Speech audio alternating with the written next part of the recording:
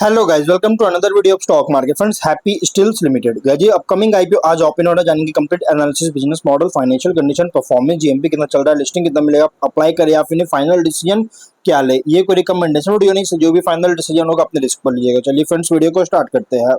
तो guys IPO आज open हो रहा है 9 को और 13 जुलाई क्लोज किया जाएगा। 3 डे आईपीओ। 16 जुलाई का लिस्टिंग डेट, 10 रुपीज का फेस वैल्यू, 62 टू 66 रुपीज का प्राइस बैंड, 2000 शेयर्स की lot size, fresh capital, book build IPO, 25 crore issue size, 37.9 lakh shares का इशू किया गया है। और share India securities market maker, यहाँ पे कंपनी जो लिस्टिंग हो रहा है एनएससी एसएमए पे लिस्टिंग किया जा रहा है। अलॉटमेंट डेट रखा गया है 14 जुलाई का। 15 को रिफंड रिलीज किया जाएगा, शेयर्स डिमेट अकाउंट में क्रेडिट होगा। ऑफर जो दिया गया है, अगर हम बात करें ऑफर दिया गया है गाइस क्यूआईबी को, जो कि एंकर इंक्लूड नहीं करेंगे क्योंकि ऑलरेडी एलोकेट हो चुका है। 19% QIB, big HNI 9.5, small HNI 4.7, retail 33.2% offer दी गई है। रिटेल ओनली 2 लॉट अप्लाई कर सकते हैं, तो 4000 शेयर्स मिलेंगे, 2.6 लाख पे करना पड़ेगा। Small HNI minimum 3 lot apply कर सकते हैं, 3.9 लाख पे करना पड़ेगा। मैक्सिमम 7 लॉट अप्लाई कर सकते हैं, 9.2 लाख पे करना पड़ेगा। Big HNI minimum 8 lot apply कर सकते हैं, 10.5 लाख पे करना पड़ेगा। मैक्सिमम कोई लिमिट नहीं है। लेकिन गाइज अगर हम इसके जीएमपी की बात करें तो कंपनी का जो जीएमपी है 0 रुपीज का ट्रेड कर रहा है, विच मीन कंपनी फ्लैट या तो डिस्काउंट लिस्टिंग करेगा। बिजनेस 1996 में इनकॉर्पोरेट किया गया था और ये एक इंटीग्रेटेड मैन्युफैक्चरर है। Safety critical forged and machine transmission and driveline components का, जो कि on highway, off highway, electric vehicle और डिफेंस एप्लीकेशंस को कैटर कर रही है। और complete manufacturing value chain operate करता है में कैपेबिलिटीज के साथ, जो कि raw material procurement, forging, heat treatment, precision machining, gear cutting, drilling, surface hardening, grinding और इंस्पेक्शन, पैकिंग वगैरह पूरा फैला हुआ इन सभी में। और इंटीग्रेटेड प्रोसेस फ्रेमवर्क, जो कि इनेबल करता है कंपनी को डिलीवर कंपोनेंट्स को डिलीवर करने में। Defined mechanical properties, high dimensional accuracy, consistent quality के साथ, जो कि इन लाइन रहता है, इन लाइन है स्ट्रिंजेंट कस्टमर स्पेसिफिकेशन के साथ। लेकिन पोर्टफोलियो में अगर देखा जाए तो wide range of axles, long spline, shaft, spindles और other safety critical and load bearing components है इसके पोर्टफोलियो में, जो कि क्रूशियल रोल प्ले करता है व्हीकल परफॉर्मेंस एंड सेफ्टी में। और प्रोडक्ट्स को सप्लाई करता है ओईएम और टीयर 1 सप्लायर्स को, इंडिया और ओवरसीज दोनों मार्केट में। कंपनी जो मैन्युफैक्चरिंग फैसिलिटी लुधियाना पंजाब में है, जहां से ऑपरेट कर रहा है। अप्रोक्सीमेटली 16,427 स्क्वायर यार्ड्स में फैला हुआ है, कवर किया हुआ है, जो कि इंस्टॉल्ड कैपेसिटी है 8640 मिलियन टन पर एनएम का कटिंग के लिए, कटिंग ऑपरेशन के लिए, और 7776 मिलियन टन पर एनएम का फॉर्गिंग के लिए, और 5861 मिलियन टन पर एनएम का मशीनिंग के लिए, जो कि scalable production multiple product categories में इनेबल कर रही है। 31 मई के अकॉर्डिंग 403 पर्सनल एम्प्लॉयड था अलग अलग डिपार्टमेंट में, जिससे ऑपरेशन को, quality assurance, engineering, management function सभी को सपोर्ट कर रही है। तो ओवरऑल अगर देखा जाए ना तो कंपनी का जो बिजनेस है यहाँ पे guys, safety critical and forged machine transmission drive line components का मैन्युफैक्चरिंग में एंगेज है, on end of highway vehicles और ईवी के लिए। और अगर फाइनेंशियल अगर देखा जाए तो एसेट्स है 99.6 करोड़, नेटवर्थ 40 करोड़ का, रिजर्व्स 29.5 करोड़ और डेट है 47.2 करोड़ का। रेवेन्यू प्रॉफिट 24 में 82.2 करोड़ का रेवेन्यू, 4.7 करोड़ का प्रॉफिट। 25 में 82.5 करोड़ का रेवेन्यू, 2.3 करोड़ का प्रॉफिट। 26 में 96.5 करोड़ का रेवेन्यू, 7 करोड़ का प्रॉफिट है।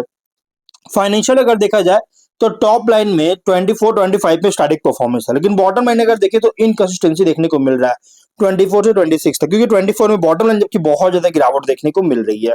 और ये कंपनी जो है ना हाईली कॉम्पिटिटिव फ्रैगमेंटेड सेगमेंट में ऑपरेट कर रहा है। इसके कॉम्पिटिटर की बात करेंगे तो गाइस इसमें आप देख सकते हैं MM Force Autotech, Kross Limited, GNA Axles और Anubhav Plast, Kasturi Metal Composite, Shree Kanha Stainless, ये सभी इसके कॉम्पिटिटर है। ऑब्जेक्टिव क्या है तो एडिशनल प्लांट और मशीनरीज का परचेज करना चाहता है एग्जिस्टिंग मैन्युफैक्चरिंग यूनिट के लिए, जिससे के लिए जिसमें कैपेक्स करेगा।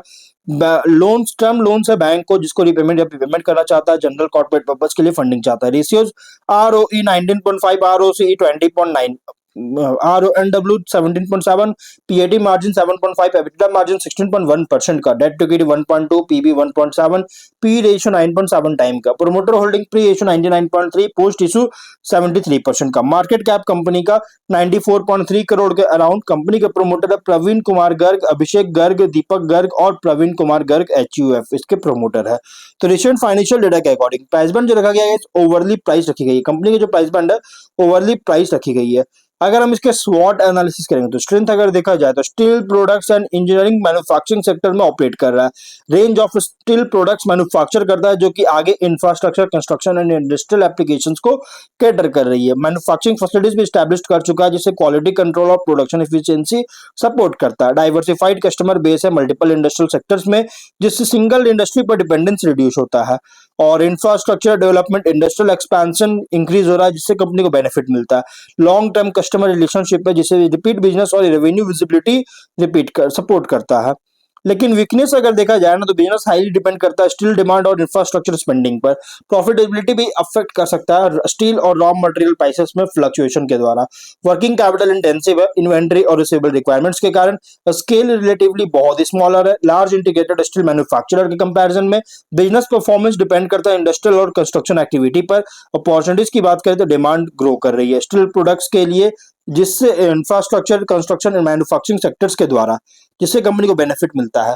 Plus value added steel products में एक्सपेंशन मार्जिन इंप्रूव कर सकता है। गवर्नमेंट इन्वेस्टमेंट इंक्रीज हो रहा है इंफ्रास्ट्रक्चर में जिससे लॉन्ग टर्म ग्रोथ को सपोर्ट करता है और new domestic and export market में एक्सपैंड करने का अपॉर्चुनिटी मिल रही है। कैपेसिटी एक्सपैंड कर रहा है जिससे इकोनॉमीज ऑफ स्केल और ऑपरेशनल एफिशिएंसी को इंप्रूव कर सकता है। लेकिन थ्रेट अगर देखा जाए तो स्ट्रॉन्ग कंपटीशन है डोमेस्टिक और इंटरनेशनल स्टील मैन्युफैक्चरर से। रॉ मटेरियल और एनर्जी प्राइसेस में वोलेटिलिटी के कारण प्रॉफिटेबिलिटी इंपैक्ट कर सकता है। इकोनॉमिक स्लो डाउन के कारण इंडस्ट्रियल और कंस्ट्रक्शन डिमांड को रिड्यूस कर सकता है। इन्वायरमेंटल रेगुलेशंस में कोई भी बदलाव होता है तो कॉम्प्लायंस कॉस्ट को इंक्रीज कर सकता है। सप्लाई चेन डिस्ट्रप्शन होता है तो प्रोडक्शन और डिलीवरीज को अफेक्ट कर सकता है।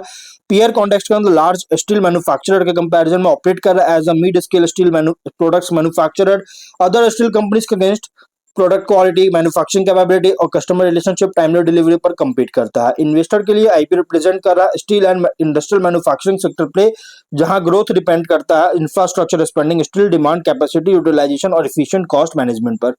लिस्टिंग स्ट्रैटेजी की बात करें लिस्टिंग इनके अकॉर्डिंग देखिए सब्सक्रिप्शन डिमांड अगर स्ट्रांग होता है रिटेल HNI QIB हर एक कैटेगरीज में तो कंसीडर कर सकते हैं। GMP और सब्सक्रिप्शन ट्रेंड को मॉनिटर कीजिएगा इशू क्लोज से पहले। लॉन्ग टर्म के लिए देखिए उन इन्वेस्टर के लिए सुटेबल है जिनका पॉजिटिव आउटलुक है स्टील एंड इंफ्रास्ट्रक्चर सेक्टर्स पर। लेकिन order book growth capacity utilisation operating margin customer diversification revenue growth को ट्रैक कीजिएगा लिस्टिंग के बाद लॉन्ग टर्म के अकॉर्डिंग लॉन्ग टर्म के लिए। और स्ट्रैटेजी वर्डिक लिस्टिंग इनके लिए देखिए सब्सक्रिप्शन डिमांड और GMP सपोर्टिव होना चाहिए लॉन्ग टर्म के लिए सेलेक्टिव है। लेकिन हाँ उन इन्वेस्टर के लिए सुटेबल है जो कि जिनका लॉन्ग टर्म व्यू है स्टील और इंफ्रास्ट्रक्चर सेक्टर पर। बाकी फाइनल डिसीजन जो भी लीजिएगा अपने रिस्क पर लीजिएगा ये कोई रिकमेंडेशन वीडियो नहीं और गाइस थोड़ा रिस्की IPO भी है। तो मिलते हैं नेक्स्ट वीडियो में टिल देन बाय बाय।